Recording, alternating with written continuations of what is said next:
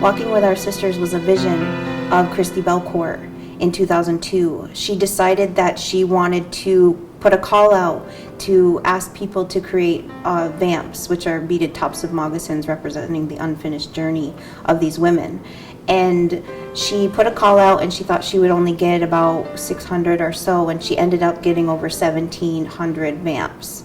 And statistically in Canada and the United States, the high rates of murdered and missing women within our First Nations is something that we cannot ignore. It's something that we need to push for higher levels of government to push for that inquiry, to make those issues more humanized, and to recognize how many families are being affected by this plague within our communities and neighboring communities. There needs to be an understanding of who our Indigenous women are. The vamps represent the lives of each of these women in the community. There are vamps from so many different First Nations. There isn't an amount. We don't know how many First Nations are represented within the bundle, but as I said before, vamps represent the unfinished journey of these women. When I started my employment at the Native North American Traveling College, I found a folder in my desk that said Walking with Our Sisters, and that we were slated to bring it here in 2017. I found the number of Diane Swamp, who has lost a family member in our community, and I called her up and said, I want to bring this here. I decided that we should do a mukluk drive. Wouldn't it be amazing if we had our women out in their skirts on the road holding a mukluk, because they are on their journey. It's still here, it's still happening. So to have a finished moccasin out there collecting money for these women that are missing and murdered, I think it would be an impactful statement of that vision that we want to bring it here.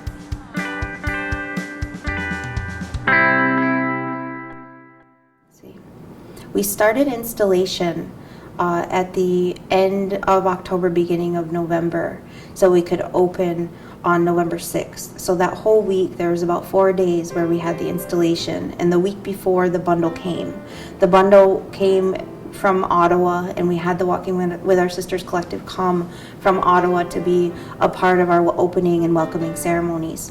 The welcoming ceremony was held at the Traveling College, and we had them come in and we hosted a potluck, and the women singers sang a song to welcome the bundle. Louise McDonald Hearn and Ernest said words and burned tobacco, and we did an opening, and it was really a great way to welcome the sisters to Akwesasne. The sisters of the bundle were housed at Akwesasne for the week, and they were with women who are survivors of domestic violence and their children.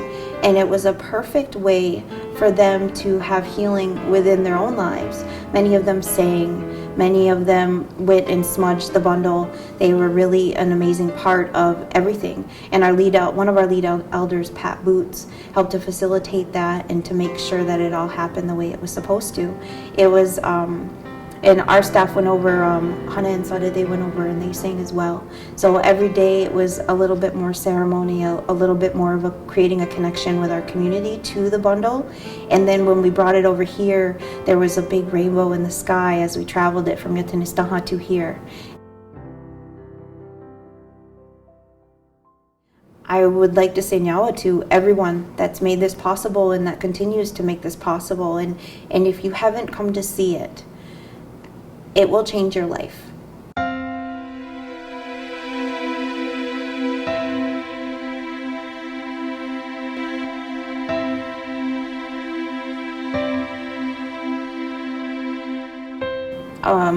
It's something that we'll probably never see again in our community, and it's such a gift to us.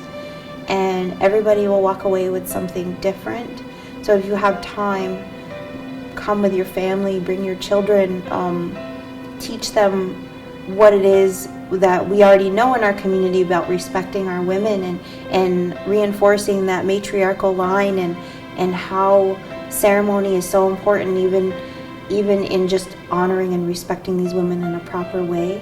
We have 12 women in Akwesasne that we've lost, and there's more that are coming out and we're talking about. There's maybe up to 14, and we're trying our best to honor them and take care of those families that have gone through that. And with that dialogue, there's so much more that comes out that people didn't talk about before historically. So there are more and more names that come out, and more community members that have been affected by it. So for us to continue that healing is such an amazing gift.